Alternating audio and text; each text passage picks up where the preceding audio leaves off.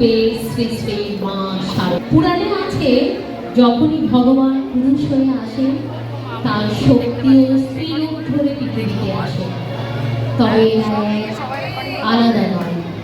যেমন আগুন আর তার দাহিকা শক্তি আলাদা নয়, ঠিক তেমনি আমরা যাকে মা দুর্গা বলি, মা কালী, মা সরস্বতী, মা তারা, মা ষোড়শী বলি, তিনি আসলে জগৎ মাতা, তিনি শ্রী শ্রী মা শারদা দেবী। আসুন মায়ের অপূর্ব জন্মকথা একটু স্মরণ করি।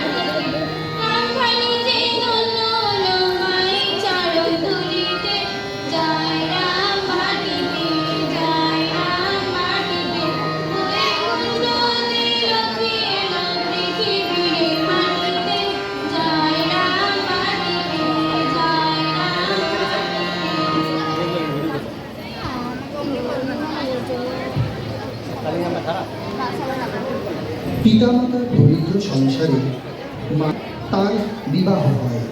ঠাকুর কিন্তু আগে থেকেই জানতেন যে জগৎজননী মাই তাঁর শক্তিরূপে এই পৃথিবীতে এসেছেন।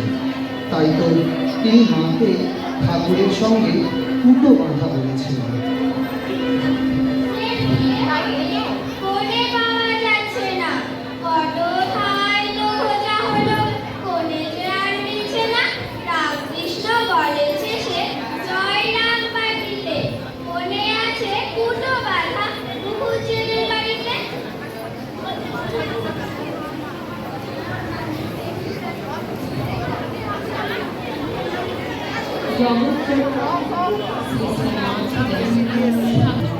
একবার মায়ের বয়স যখন 11, জয়রামবাটিতে ভয়ানক দুর্ভিক্ষ হল।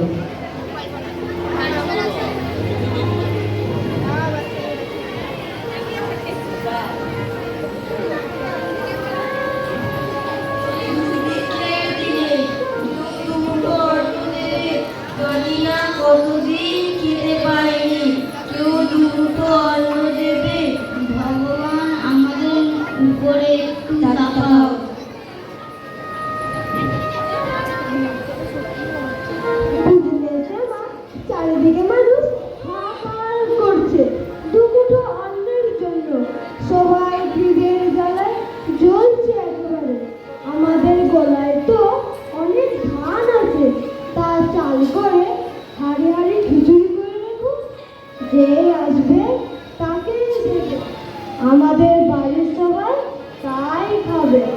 তবে সে মা আমার সারদা মায়ের জন্য দুটি ভালো চালের ভাগ করে দিও, মা আমার তাই খাবে। আচ্ছা, বসো বসো, সবাই বসো। রামচন্দ্রের গৃহ যেন হয়ে গেল অন্নসত্র। দিন দুঃখী খিদের জ্বালায় পীড়িত মানুষ দলে দলে আসতে থাকলো তার বাড়িতে।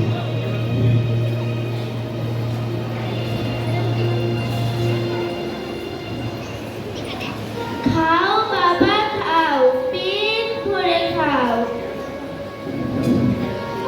খাও বাবা খাও, পেট ভরে খাও। ও মা, ওইটুকু মেয়ের কত বুদ্ধি দেখো। মা সারদা সবাইকে বাতাস করে দিচ্ছে যাতে ওরা গরম খিচুড়ি খেতে পারে।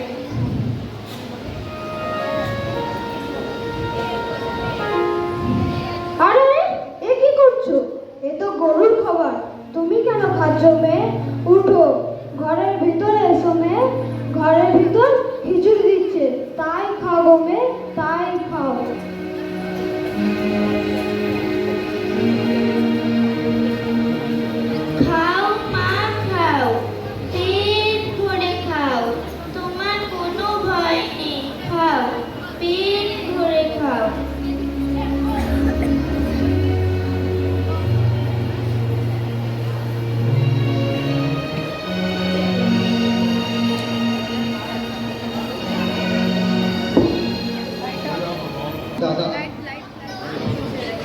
ঠাকুরের দাদা রামকুমার চট্টোপাধ্যায় 17 বছর বয়সে দক্ষিণেশ্বরের শিবালয়ের কাজ করার সঙ্গে সঙ্গে একটি টোল চালাতেন। তিনি ঠাকুরকে সেই টোলে পড়াশোনা করাতে চেয়েছিলেন, কিন্তু ঠাকুরের তাতে একেবারেই মন ছিল না। পুরোহিতগিরি, সেবায়তের কাজ এসব ঠাকুরের একেবারেই অপছন্দের ছিল। তাঁর জীবনের একমাত্র উদ্দেশ্য ছিল ঈশ্বর লাভ। হ্যাঁ রে গদাই, সেই কবে গ্রামে একটু একটু পড়াশোনা করেছিস। আমার টোলে একটু পড়াশোনা কর ভাই, তাহলে তুই ভালো করে সেবায়তের কাজ করতে পারবি। না না না, ও আমার ভালো লাগে না দাদা। ও চাল গলা বাঁধা বিদ্যা আমি পারবো না দাদা। আমার জীবনের উদ্দেশ্য কি জানো? ভগবান লাভ, ঈশ্বর লাভ। আমি ভগবানকে একটিবার দেখতে চাই দাদা। মা, তুই কি আমায় দেখা দিবি না? দিবি না দেখা?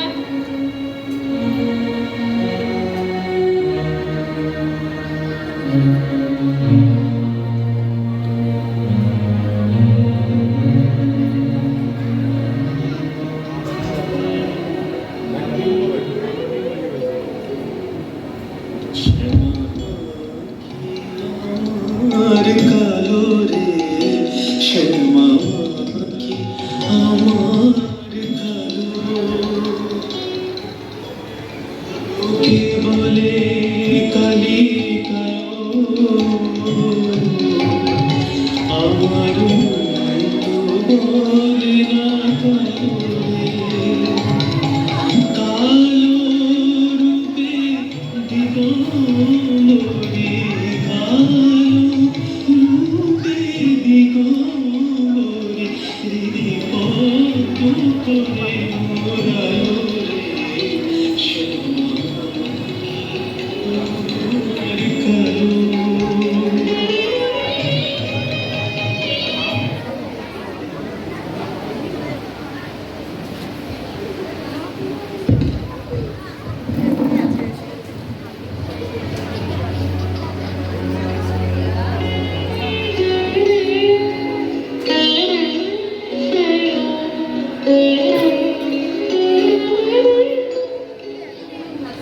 শ্যামা কি আমার কালো রে, শ্যামা কি আমার কালো, লোকে বলে কালি কালো,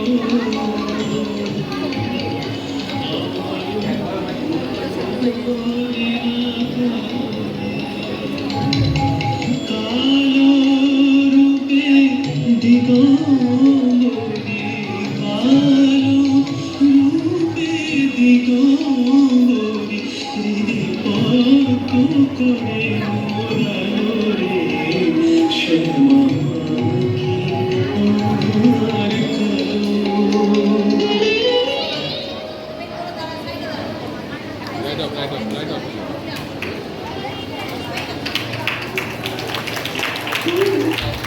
হ্যাঁ, সত্যি ঠাকুরের মা কালীর দর্শন লাভ হয়েছে। সাধন ভজনে ঠাকুর এরপর এতটাই মগ্ন হয়ে গেলেন যে সাধারণের দৃষ্টিতে মনে হতে থাকলো তার বুঝি অতিক্রম হয়েছে। এই কথা লোকের মুখে শুনতে হচ্ছে মা শারদাকে।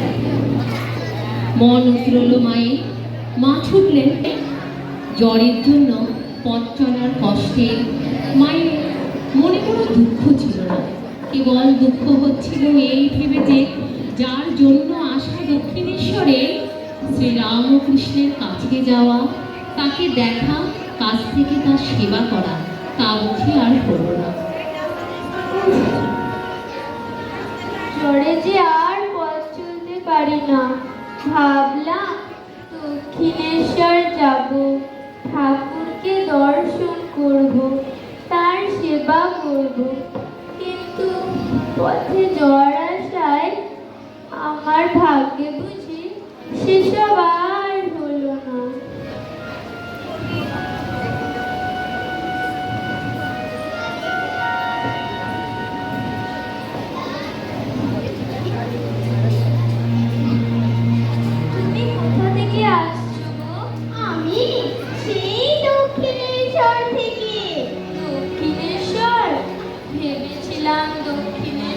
যাব, ঠাকুরকে দেখব, তার সেবা করব, কিন্তু পথে জ্বর আসায় আমার ভাগ্যে বুঝি সেসব আর হলো না।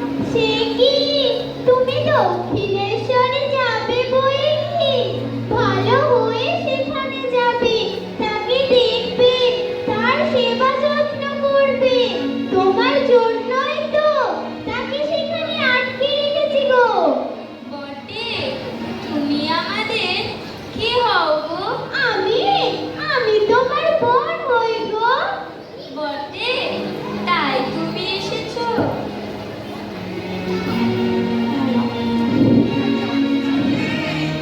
এরপর মা সুস্থ হয়ে ঘুমিয়ে পড়লেন। সকালে উঠে দুবার জ্বর এলেও তাতে তিনি কাহিল হয়ে পড়েননি। যখন তিনি দক্ষিণেশ্বরে এসে পৌঁছালেন, দেখলেন ঠাকুর আগে যেমন ছিলেন এখনো তেমনই।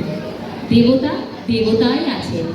পত্নীকে ভুলে যাওয়া তো দূরের কথা, তিনি এখন যেন আরো বেশি কৃপাপূর্ণ। বেলা নাই করে প্রথমবার এসে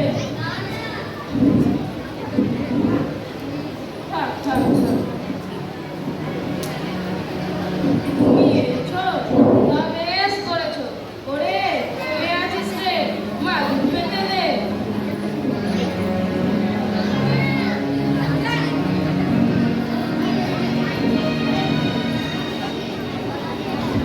পথে তো জ্বর লাগিয়ে এলে, শরীর তো দেখছি খুব ক্লান্ত। তা বেশ, তা বেশ। এতদিনে এলে, এখন কি আমার সেজবাবু আছে তোমার যত্ন হবে? আমার ডান হাত ভেঙে গেছে গো।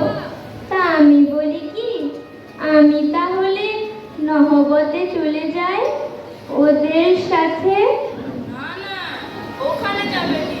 ওখানে গেলে তোমার ডাক্তার দেখাতে অসুবিধা হবে। তুমি এই ঘরেই থাকো। বিবাদ বুঝিল। মাও আপন কর্তব্য স্থির করে প্রাণের উল্লাসে নহবতে থেকে ঠাকুর ও তাঁর জননী চন্দ্রাদেবী সেবা করতে লাগলেন। এই সময় ঠাকুর মাকে সমস্ত গৃহকর্ম, আত্মীয়বর্গের সঙ্গে ব্যবহার, অপরের গৃহে ভব্যতা প্রভৃতি সাংসারিক শিক্ষা থেকে আরম্ভ করে ভজন, কীর্তন, ধ্যান, সমাধি ও ব্রহ্মজ্ঞানের কথা মাকে উপদেশ দিতে লাগলেন। ঈশ্বর এক এবং অদ্বিতীয়, এবং তাকে মন প্রাণ দিয়ে ডাকলে অবশ্যই ঈশ্বরের দর্শন লাভ হয়। ঠাকুর তাই মাকে বললেন, চাঁদ মামা দেখেছ তো? চাঁদ মামা যেমন সকল শিশুর মামা, তেমনি ভগবান সকলেরই আপনার। ভগবানকে ডাকবার সকলের অধিকার আছে। যে ডাকবে তিনি তাকে দেখা দিয়ে কৃতার্থ করবে। তুমি ডাকো তো তুমিও দেখা পাবে গো। এইভাবে অতিবাহিত হতে থাকে। একদিন দক্ষিণেশ্বরে থাকাকালীন মা ঠাকুরের পদসেবা করতে করতে জিজ্ঞাসা করলেন, আমাকে তোমার কি মনে হয়? যে মা মন্দিরে আছে তিনি এই শরীরের জন্ম দিয়েছেন। ও এখন নহবতে বাস করছে, আবার তিনি এখন আমার পদসেবা করছেন। সাক্ষাৎ আনন্দময়ী রূপ বলে তোমায় সর্বদা সত্য সত্য দেখতে পাই।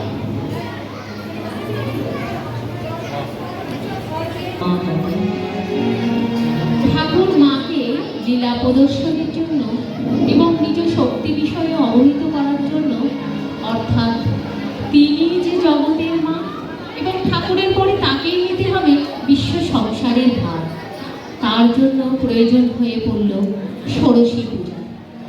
1279 সালে জ্যৈষ্ঠ মাসে অমাবস্যা তিথিতে ফলহারিণী কালিকা পূজার দিন এলো। শ্রী শ্রী জগদম্বাকে তার ষোড়শী মূর্তিতে আরাধনা করার জন্য আরাধনা করার ইচ্ছে শ্রী শ্রী ঠাকুরের মনে জাগ্রত হয়েছে। তাই তার কক্ষেই পূজার আয়োজন। ভালো লাগে না, মামার খালি হাই ফরমাস, এই করো ওই করো, পুজোর জো। জানতে না পারে আমার হয়েছে যত জ্বালা। এবার আবার কি মতিভ্রম হয়েছে কে জানে। ওরে দিনু, এদিকে আয় বাবা একটু।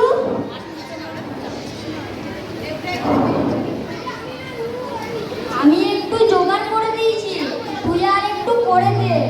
আমার ওইদিকে অনেক কাজ আছে, আমি গেলুম।